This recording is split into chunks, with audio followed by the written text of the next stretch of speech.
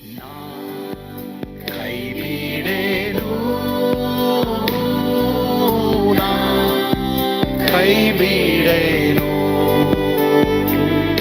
ಆ ಮಾತು ಹೇಳಿದ ನನ್ನ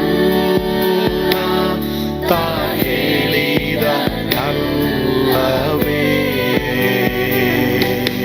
ನಾ ಕೈ ಬಿಡೇನು, ನಾ ಕೈ ಬಿಡೇನು, ಆ ಮಾತು ಹೇಳಿದ ನನ್ನ ಹೇಳಿದ ನಲ್ಲವೇ. ಯೇಸು ಕೈ ಬಿಡನು ದೈನಂದಿನ ಸತ್ಯವೇದ ಅಧ್ಯಯನಕ್ಕೆ ನಿಮ್ಮೆಲ್ಲರನ್ನು ಆಹ್ವಾನ ಮಾಡ್ತೇನೆ. ಸೋಲನ್ನ ಜಯವನ್ನಾಗಿ ಮಾರ್ಪಡಿಸುವಂತ ದೇವರು, ಈ ವಿಷಯದ ಕುರಿತು ಸಹ ಈ ದಿನಗಳಲ್ಲಿಯೂ ಸಹ ನಾವು ಕಲಿಯುವರಾಗಿದ್ದೇವೆ. ಈ ಮೆಸೇಜ್ ಖಂಡಿತವಾಗಿ ನಿಮ್ಮಲ್ಲಿ ಎಲ್ರಿಗೂ ಆಶೀರ್ವಾದವಾಗಿರುತ್ತೆ. ನೀವು ನಂಬಿದ್ರೆ ದೇವರ ಮಹಿಮೆಯನ್ನ 2026 ಅಲ್ಲಿ ಕಾಣ್ತೀರಾ. You will see that.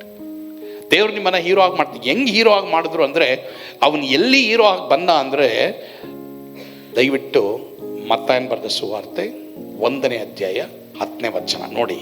Matthew 1:10 ಓದ್ತೀರಾ? ಮತ್ತಾಯ 1:10 ಓದ್ರಿ.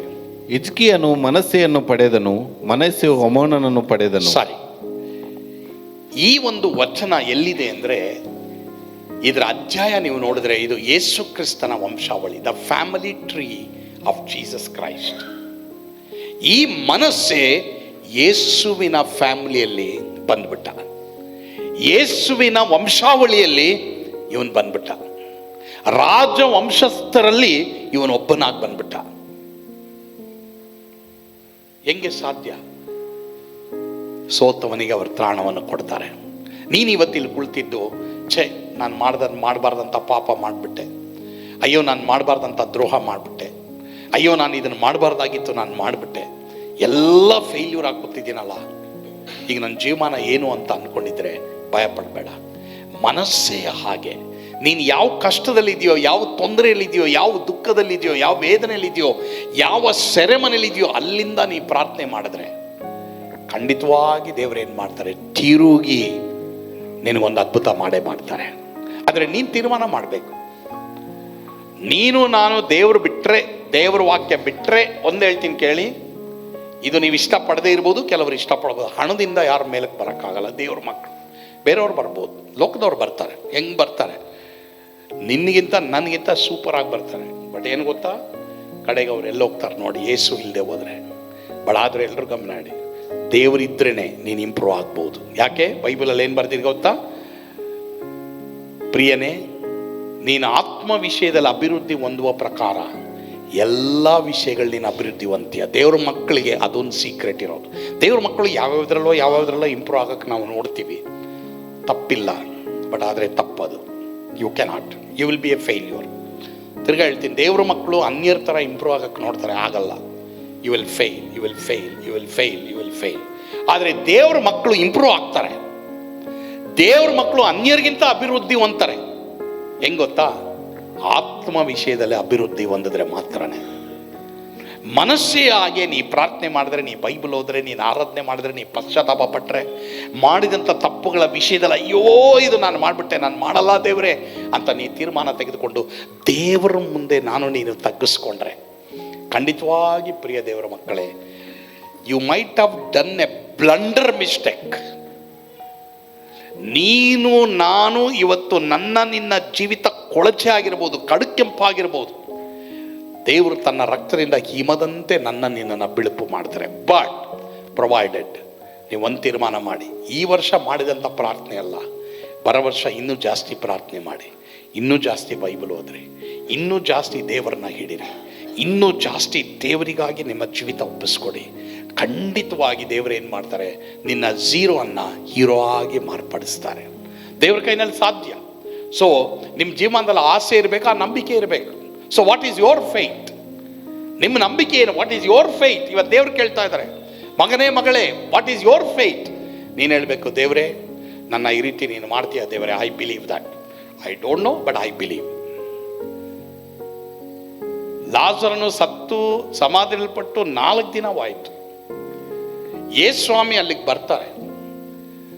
ಮಾರ್ತಳು ಮರಿಯಳನ್ನ ಕೇಳ್ತಾರೆ, ಏನು ನಂಬ್ತೀರಾ?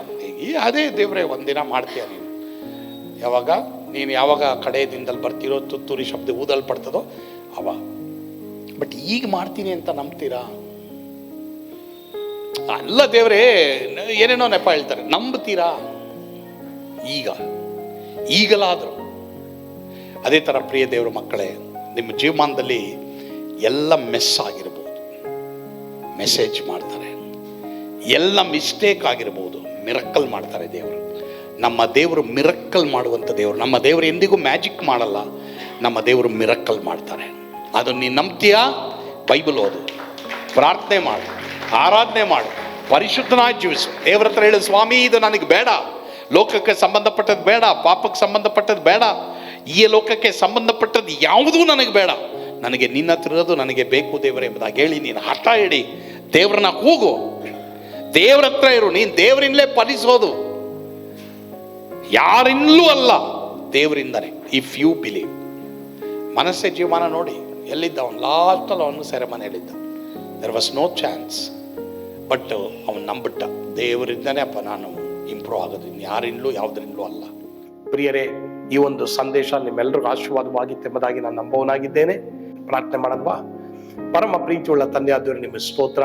ಮುಖ್ಯವಾಗಿ ತಂದೆ ಆದವರೇ, ಸ್ಕೂಲ್ ಮತ್ತೆ ಕಾಲೇಜುಗಳಲ್ಲಿ ಅನೇಕರು ಪ್ರಯಾಸ ಪಟ್ಟು ಮುಂದೆ ಬರಕ್ಕಾಗ್ತಾ ಇಲ್ಲ, ಸೋಲನ್ನೇ ಕಾಣ್ತಾ ಇರ್ಬೋದು. ಅವರಿಗಾಗಿ ನಾವು ಪ್ರಾರ್ಥನೆ ಮಾಡ್ತೇವೆ.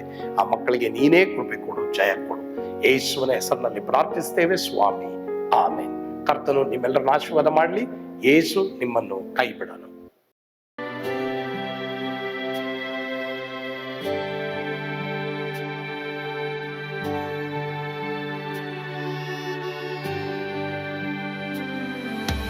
ನಾನು ಪಾತ್ರದಲ್ಲಿ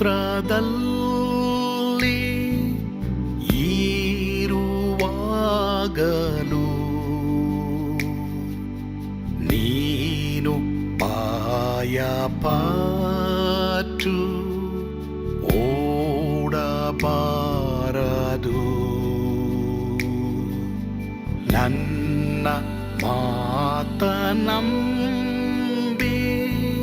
ಸ್ಥಿರವಾಗಿರು.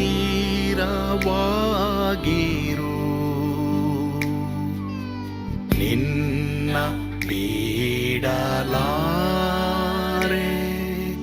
ಬಿಡೆನು ಎಂದೆಂದಿಗೂ.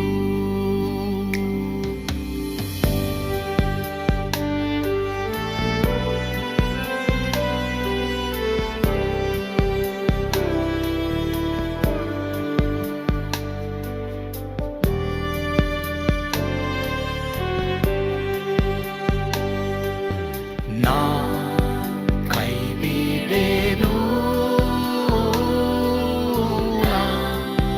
ಕೈ ಬಿಡೆನು.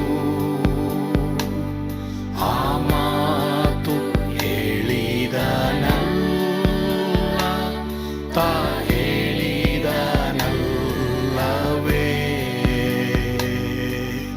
ನಾ ಕೈ ಬಿಡೆನು, ಕೈ ಬಿಡೆನು.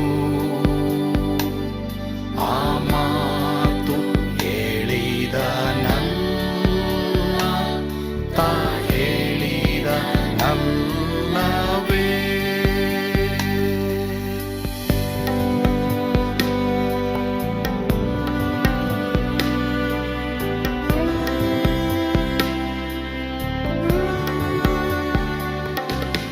ಸುತ್ತಲೂ ಹೂಗಳು ಬಾಡಿ ಹೋದರು, ಮೇಲೆ ಸ್ವರ್ಗದೋಳು ಬಾದಲಾಗ